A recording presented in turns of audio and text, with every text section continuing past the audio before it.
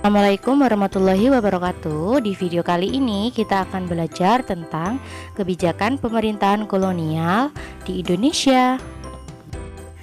Dalam materi kali ini yang akan kita bahas adalah sistem sewa tanah, sistem tanam paksa, penanaman modal swasta dan asing, dan politik etis. Baik, langsung saja kita ke videonya. Sistem sewa tanah yang diprakarsai oleh Raffles tetap dijalankan oleh pemerintah kolonial Belanda selama periode 1816 sampai 1830. Sistem sewa tanah dilaksanakan pada masa Komisaris Jenderal dan Gubernur Jenderal Van der Capellen.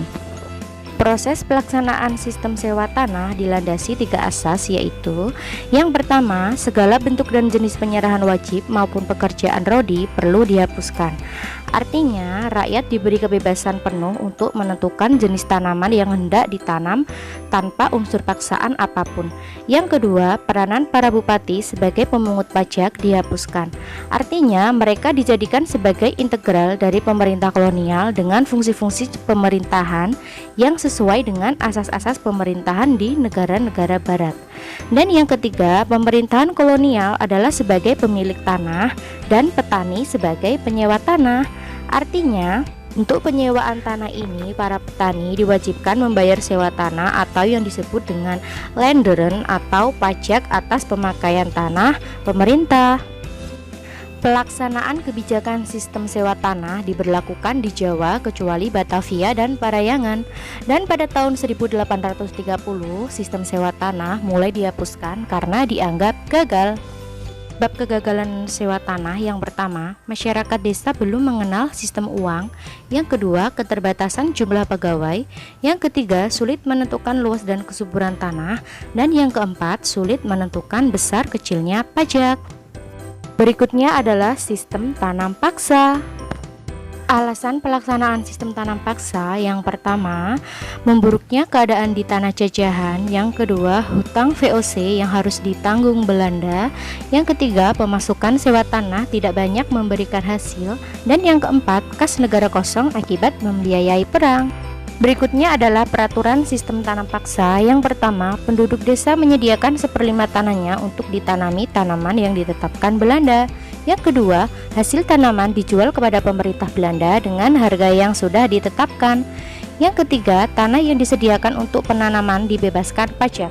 Yang keempat, pekerjaan yang diperlukan tidak boleh melebihi 60 hari. Yang kelima, yang bukan petani harus bekerja 66 hari dalam setahun.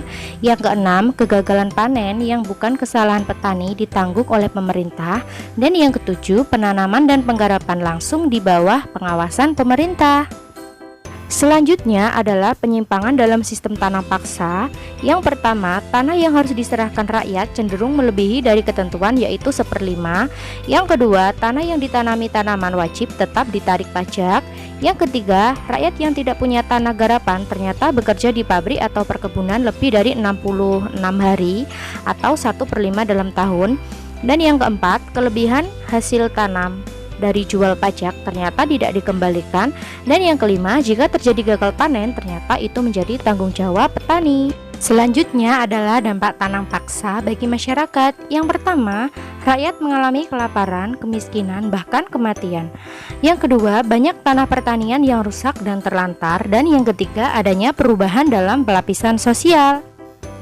Banyaknya protes dan reaksi yang muncul membuat pemerintah Belanda mulai menghapus sistem tanam paksa secara bertahap.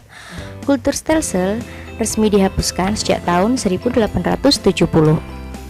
Selanjutnya yang akan kita bahas adalah penanaman modal swasta dan asing. Setelah dihapuskannya tanam paksa, muncullah penanaman modal di Indonesia.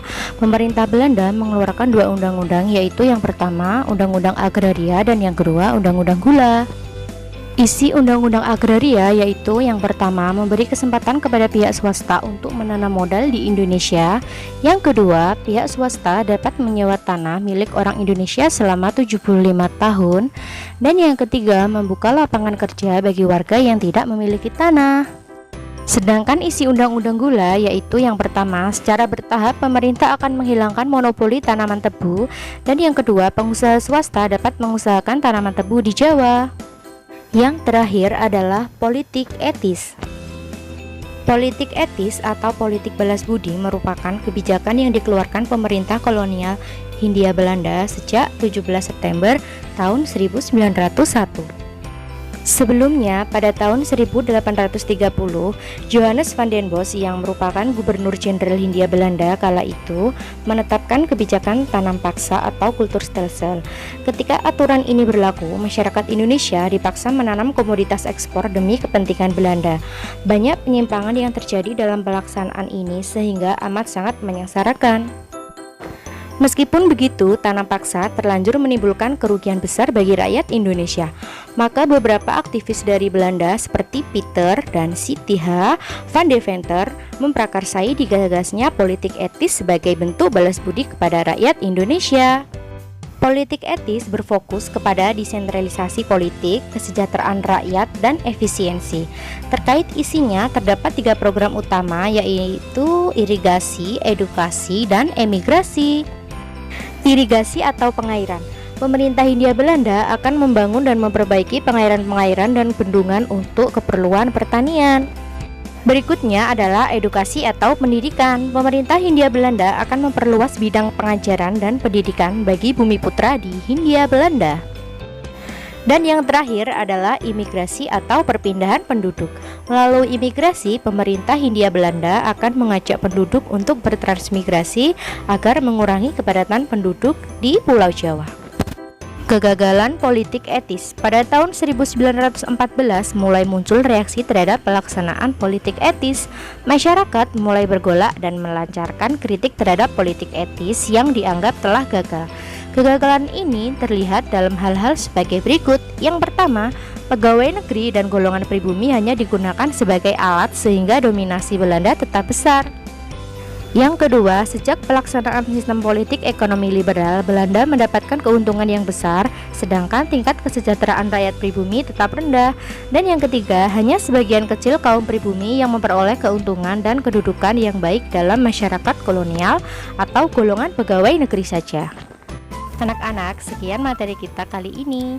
Jika ada yang ditanyakan, silahkan ditulis di kolom komentar. Dan jangan lupa untuk like, subscribe, komen, dan share agar video ini bermanfaat untuk teman-teman kalian. Wassalamualaikum warahmatullahi wabarakatuh.